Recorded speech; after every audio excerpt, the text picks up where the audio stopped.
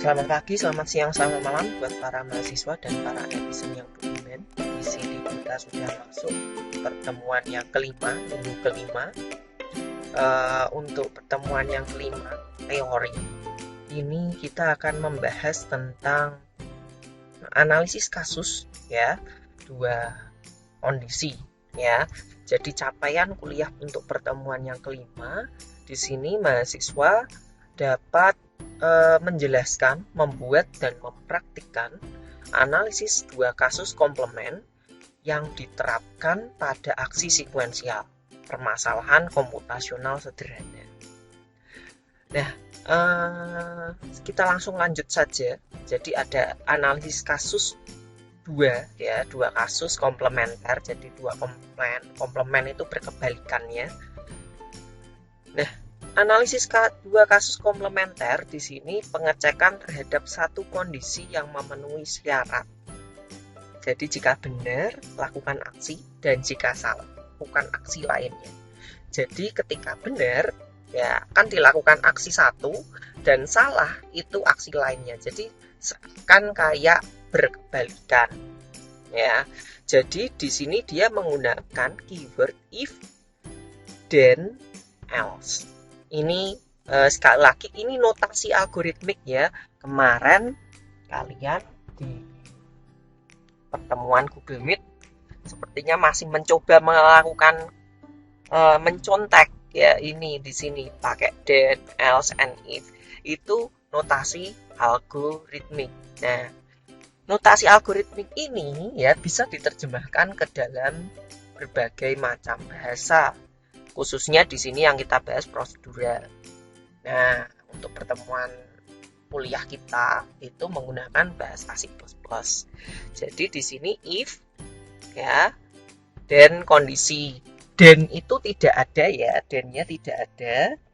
Ya, jadi kalau diterjemahkan ke dalam bahasa C++, artinya kondisi akan ada di dalam kurung seperti ini. Ya, misalnya A lebih besar dari B, ya, dan itu akan diganti dengan kurung kurawal. Nah, sebelum else akan diberikan kurung tutup. Ini kalau diterjemahkan ke dalam bahasa C++. Else-nya juga seperti ini, ya, and if-nya diganti dengan kurung kurawal tutup. Nah, ini ya. Nah, sebagai contoh ya di sini ya, A lebih besar dari B. Contoh A-nya, A sama dengan 5. B sama dengan 3. Ya, ini sebagai contoh saja. Saya punya A 5, B 3. Berarti ketika A sama dengan 5, dia akan masuk ke aksi yang sini. Karena A lebih besar dari B. Kalau A saya coret menjadi 1, ya, dia akan masuk aksi yang ini, yang else. Otomatis karena dia tidak lebih besar dari 3, ya. Yang lebih besar dari 3 berapa saja sih, ya, setidaknya kalau A-nya 4, ya, A-nya minimal 4, dia akan masuk yang if yang sini, ya, masuk yang if yang ini. Tapi kalau A-nya 3, ini saya coret ya, ganti 3 ya, ganti 3. Kalau 3 lebih besar dari 3, tidak, ya. Jadi dia karena tidak lebih besar dari 3, dia tetap masuk yang ke X. Nah, ini kurang lebih seperti itu. Jadi ini analisis dua kasus komplementer. Oke, saya lanjutkan. Ya, kalau yang indentasi ini enggak ya. Next, di sini contoh analisa dua kondisi. Di sini algoritma untuk mengecek bilangan genap atau ganjil. Nah, masih ingat pertemuan yang kemarin kita hanya mengecek genap saja, ya. Karena bilangan itu pasti dua kemungkinan ya. Kalau tidak genap ya dia ganjil. Artinya ini bisa digunakan dua kasus komplement. Karena kemungkinannya dua. Karena boleh dikatakan seperti itu ya. Kemungkinannya hanya dua, true atau false. Kalau nggak genap ya ganjil. Berarti itu bisa digunakan untuk analisis dua kondisi komplement. Di sini ada masukan X, ya. X titik 2 integer, berarti ini kita deklarasikan int x titik koma. Ini kalau diterjemahkan seperti itu kan. Nah, input kita bisa gunakan cin, atau kemarin kalau ada yang tanya juga bisa gunakan scanf. Ya.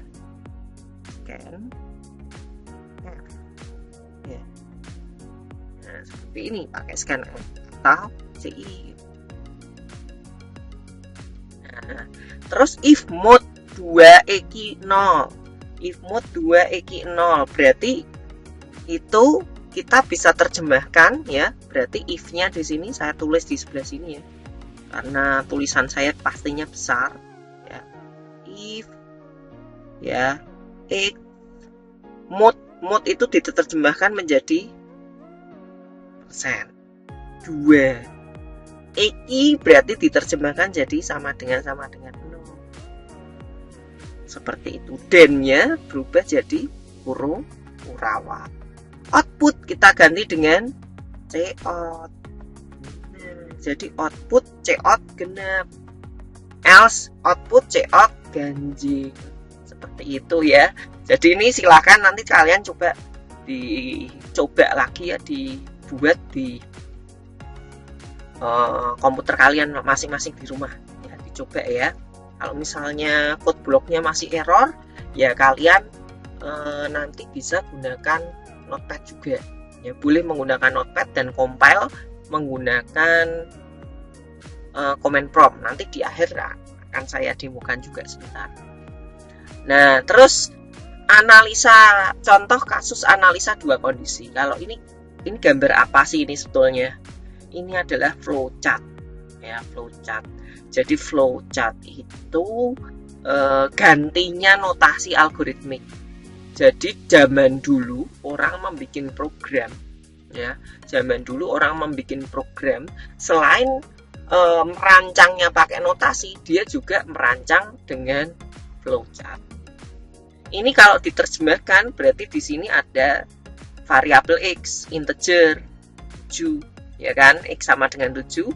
Apakah x modulo 2? Berarti kalau ini adalah percabangan. Ini adalah tanda percabangan, tanda kondisi. Itu ya. Lalu di sini kurung kotak itu sebetulnya proses, ya, proses atau print. Ini cetak genap. Ya, jika tidak cetak ganjil. Ya. Kedua-duanya nanti akan di print finish kalau sudah selesai.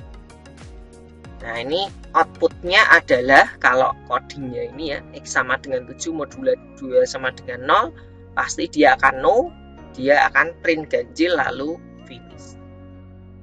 Ya, skenario inputnya itu 7 tadi.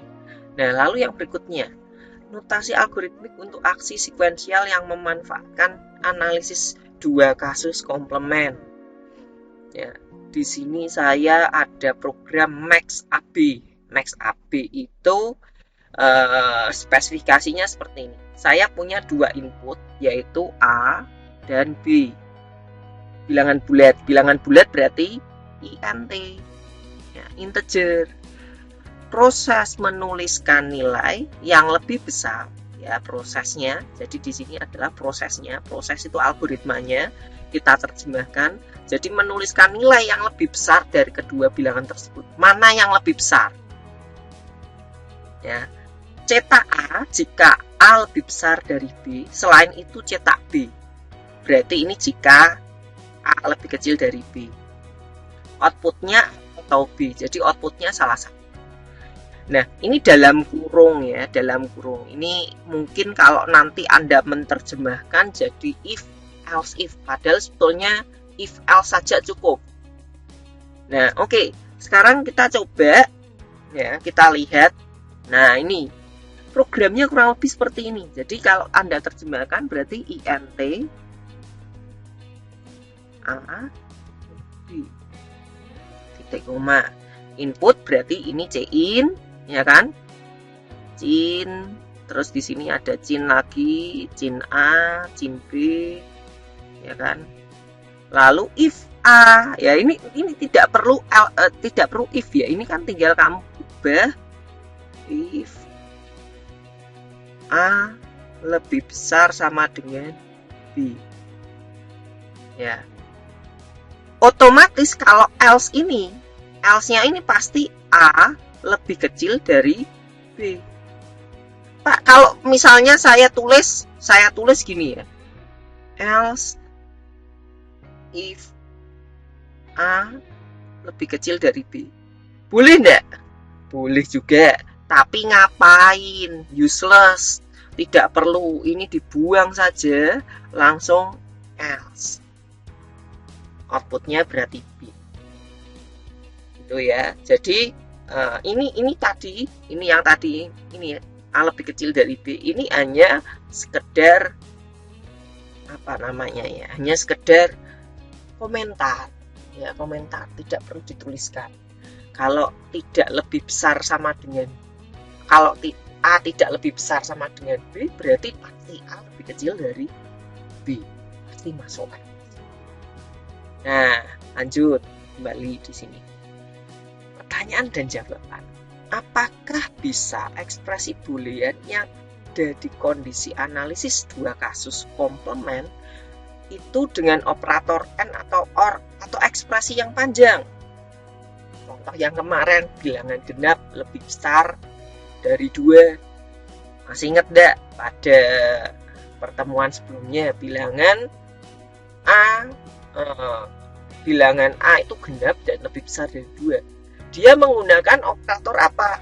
Beberapa operator kan? Ya, AND dan OR.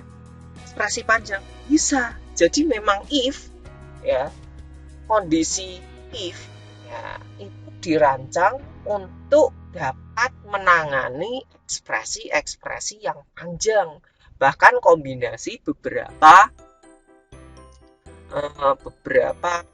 operator. Jadi ini bisa.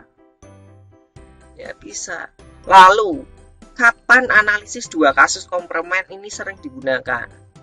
Wah, pasti sering sekali ya. Ini sering sekali digunakan.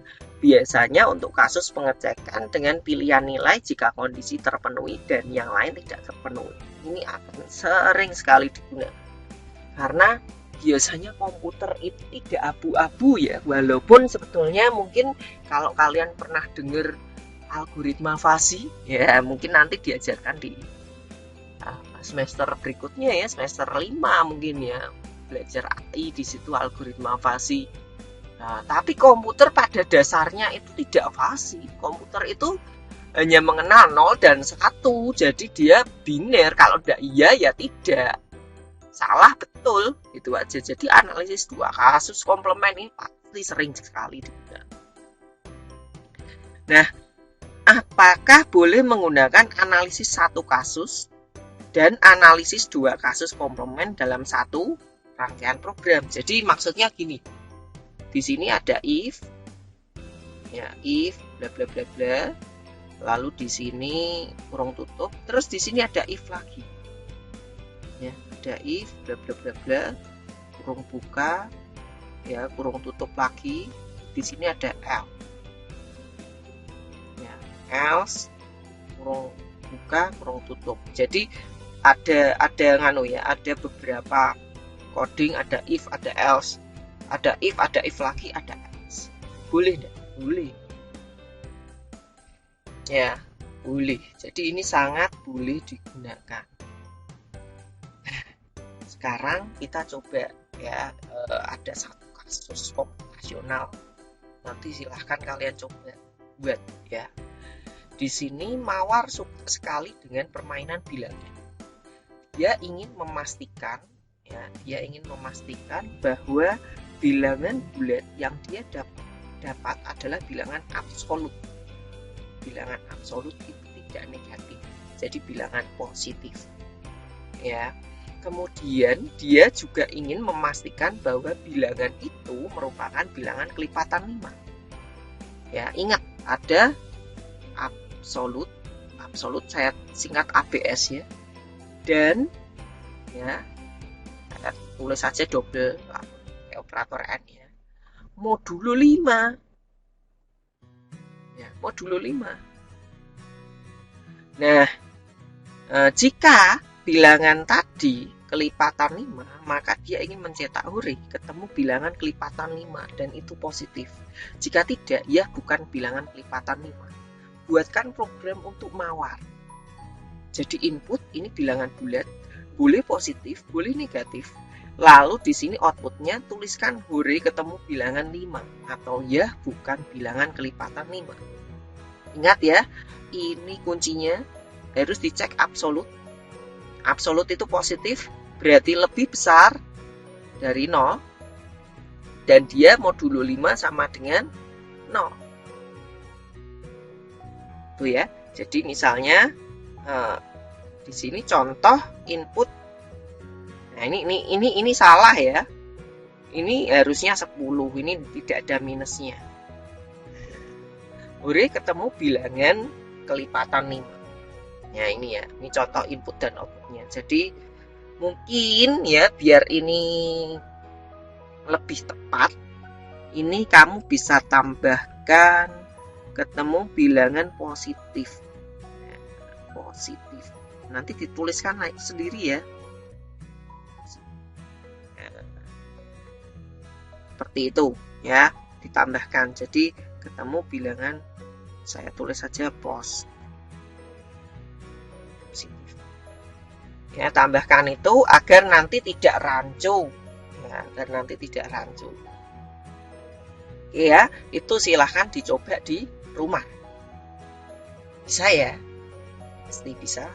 Nanti kalian bisa lihat lagi contoh video yang pertemuan 4, pertemuan minggu yang keempat. Kalian bisa cek. Di situ ada contoh yang menggunakan operator. Ya, di sini ini ada clue lagi ya. Ada clue lagi untuk penyelesaiannya. Siapkan variabel A bertipe integer dapat menampung input user, lalu lakukan pengecekan absolut. Jika ternyata yang di input user adalah bilangan negatif, maka rubah bilangan A menjadi positif. Ya, dengan cara A sama dengan A dikali minus 1. Oh, sebentar.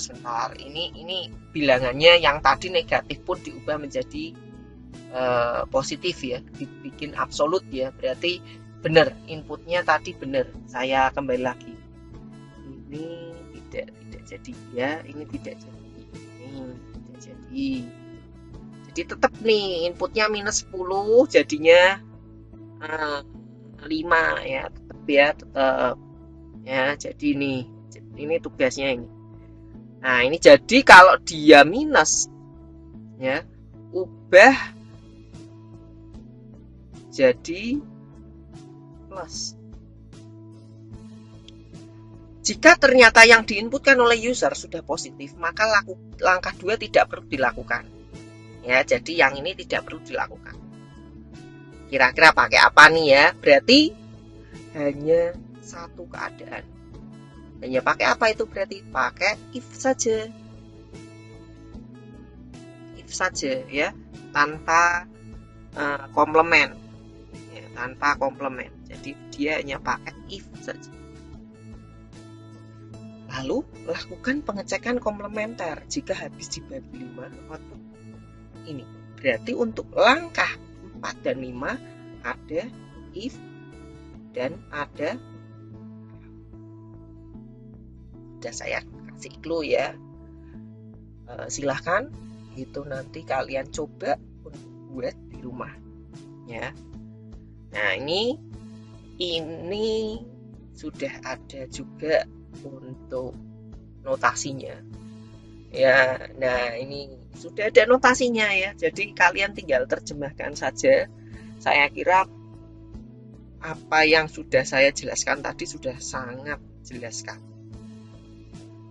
ya, buat program untuk si mawar. Nah, mungkin kurang lebih seperti itu untuk pertemuan hari ini. Terima kasih dan selamat belajar.